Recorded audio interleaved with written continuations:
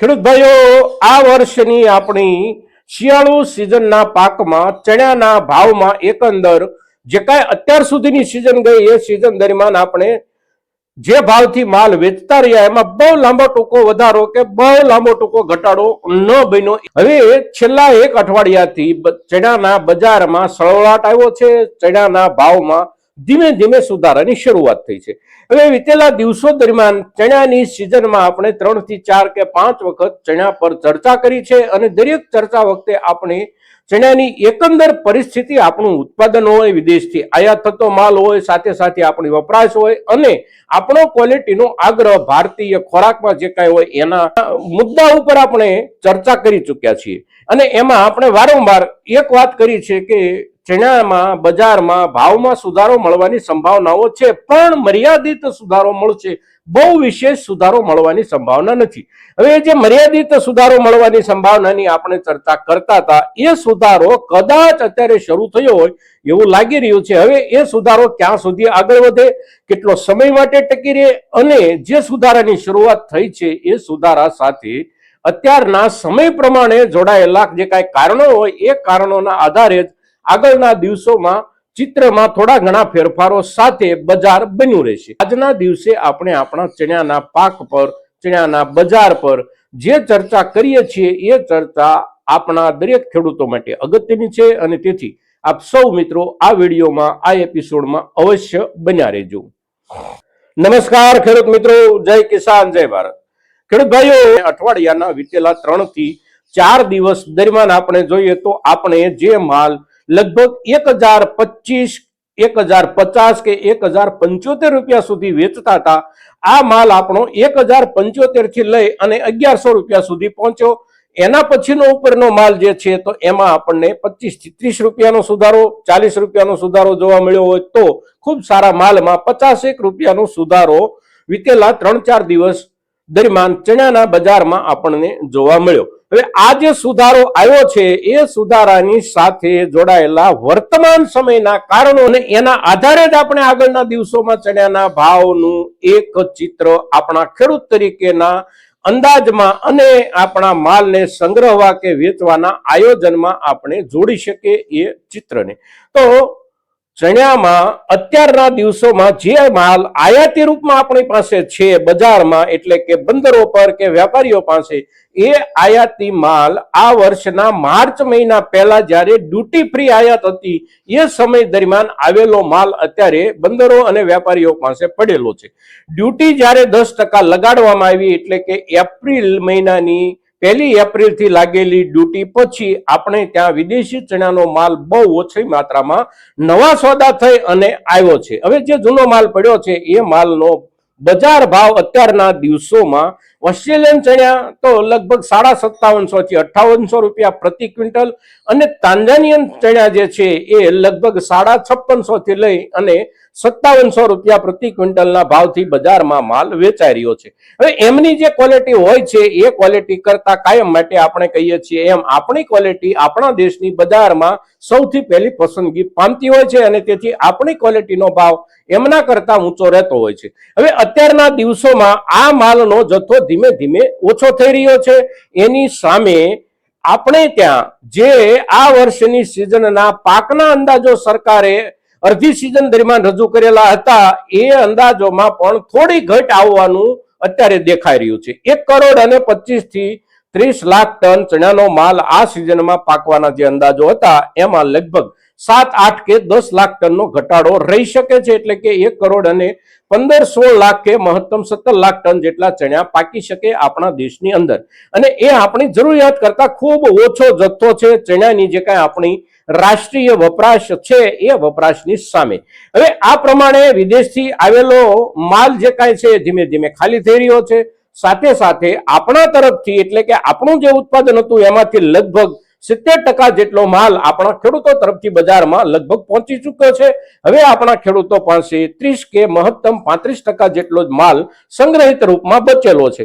એટલે આ સ્થિતિમાં ચણાના ભાવમાં જે સુધારો આવી રહ્યો છે એ સુધારો એક સંગ્રહ આયાતી માલનો સ્ટોક, આ બધામાં આવી રહેલો ઘટાડો, ઉત્પાદનમાં બતાવવામાં આવી રહેલો ઘટાડો, અને સાથે સાથે એકાદ મહિના કે 2 મહિના પછી આપણા દેશની અંદર વપરાશમાં એકંદર થનારો વધારો, સિઝન પ્રમાણેનો જે વધારો આપણે ત્યાં વપરાશમાં થાય છે, મોટા ભાગે ચોમાસું અને શિયાળાની શરૂઆતના 2 થી 3 મહિના દરમિયાન વિશેષ વપરાશ આપણે ત્યાં થતી હોય છે, અને એ ભવિષ્યમાં એટલે કે મહિના 1.5 મહિના પછી થનારી વિશેષ વપરાશના કારણે બજારમાં ઊભી થનારી ડિમાન્ડના અંદાજો, એના આધારે ભાવોમાં સુધારો આવવાની શરૂઆત થઈ ગઈ છે ગયા અઠવાડિયાથી. હવે સુધારો ક્યાં સુધી પહોંચે અને કેટલો સુધારો બની રહે, તો એને માટે એક મુદ્દો સરકારની આયાત પોલિસી જે છે એ હજી પણ વચ્ચે ઉભેલી છે.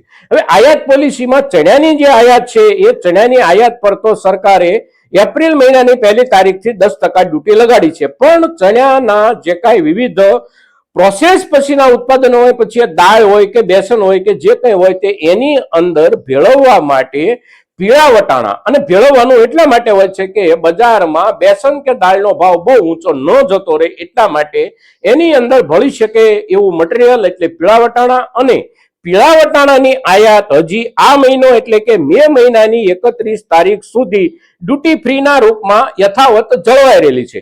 હવે આ જ મહિનાની અંદર એટલે કે 20, 22 કે 25 તારીખ સુધીમાં સરકાર એના ઉપર કોઈ નિર્ણય અવશ્ય કરશે. હવે સરકાર આ ડ્યુટી ફ્રી પીળા વટાણાની આયાતને આગામી દિવસોમાં હજી શરૂ રાખવાનો નિર્ણય કરે તો ભાવોમાં આવી રહેલી વૃદ્ધિ થોડી ધીમી પડે, અગર તો વિશેષ વૃદ્ધિ તરફ ભાવો આગળ ન વધે. પણ જેવી રીતે ચણાની આયાત પર 10% ડ્યુટી સરકારે એપ્રિલથી લાગુ કરી, એવા જ રૂપમાં પીળા વટાણાની આયાત પર સરકાર જો ડ્યુટી લાગુ કરે આવતા મહિનાથી, તો બજારમાં આવનારા સુધારામાં હજી પણ થોડો ઘણો વધારો થઈ શકે. હવે આયાતી માલ જે છે, પછી એ ઓસ્ટ્રેલિયાથી આવેલો હોય કે તાંજાનિયા જેવા આફ્રિકન દેશોમાંથી આવેલો હોય, આયાતી માલનો જથ્થો ધીમે ધીમે જેમ ઘટી રહ્યો છે, એની સાથે સાથે નજીકના દિવસોમાં નવો માલ આવવાની સંભાવનાઓ પણ બહુ જાજી નથી. અને જે સંભાવનાઓ જાજી નથી એનું કારણ એ છે કે ઓસ્ટ્રેલિયાની અંદર ચણાની સિઝન, ગયા વર્ષના પાકની સિઝન લગભગ પૂરી થઈ ગઈ છે. હવે એમને ત્યાં નવો પાક આવશે નવેમ્બર મહિનાથી, એટલે નવેમ્બર મહિના પછી જ ત્યાં પુષ્કળ પ્રમાણમાં માલ પેદા થશે. ત્યાર પહેલાના સમયમાં એટલે કે અત્યારથી લઈ અને નવેમ્બર મહિના સુધી જે કાંઈ માલ ત્યાંથી આપણને મળવાની સંભાવનાઓ હોય એનો જથ્થો બહુ મર્યાદિત થઈ ગયો છે ઓસ્ટ્રેલિયાની પોતાની પાસે. સાથે સાથે તાંજાનિયાની સ્થિતિ આપણે જોઈએ તો તાંજાનિયામાં વીતેલી સિઝન પૂરી થઈ ગઈ.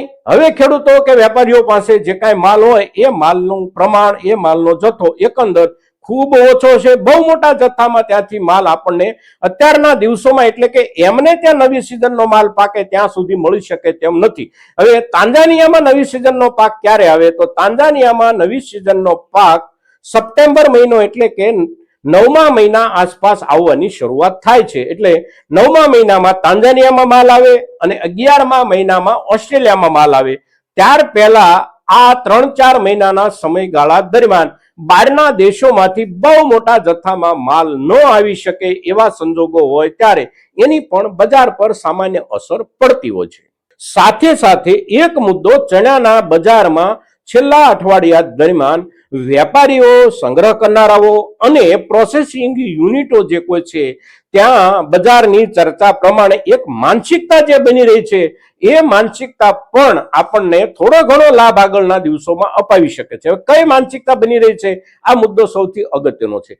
બજારના માહોલના આધારે પણ વેપારના નિર્ણય વેપારી કરતો હોય છે. તો અત્યારે ચણાના બજારમાં બજારનો જે માહોલ છે એવો બનવા જઈ રહ્યો છે અને બની રહ્યો છે. ચર્ચાઓ ચાલી રહી છે કે આગામી સમયમાં 3 થી 4 મહિના પછી ચણાના ભાવમાં ખૂબ વિશેષ સુધારો બની શકે છે, અને એને ધ્યાનમાં રાખી અને અત્યારના દિવસોમાં વેપારીઓ તરફથી થોડી ખરીદીની માત્રા વધે, વેપારીઓ તરફથી માહોલના હિસાબથી ભાવમાં વધારો બની શકે છે, અને માહોલની જો અસર થાય અને માહોલની અસર નીચે ખરીદીનો જથ્થો વધે અને ખરીદી માટેના ચૂકવવાના ભાવનો વેપારીઓનો, સંગ્રહકારોનો જો ઉત્સાહ વધે તો ભાવમાં થોડો વિશેષ ઝડપથી સુધારો મળી શકે. તો આજના દિવસે ચણાનો પાક ભાવમાં શરૂ થયેલો સળવળાટ અને બજારના સંજોગોની સ્થિતિ ઉપર આપણે જ્યારે ચર્ચા કરીએ છીએ ત્યારે આપણી આ ચર્ચા મહત્તમ ખેડૂતો સુધી પહોંચે એ ખૂબ જરૂરી છે અને આપ સૌના તરફથી એને માટેના પ્રયાસો થશે એવી અપેક્ષા સાથે જય કિસાન જય ભારત.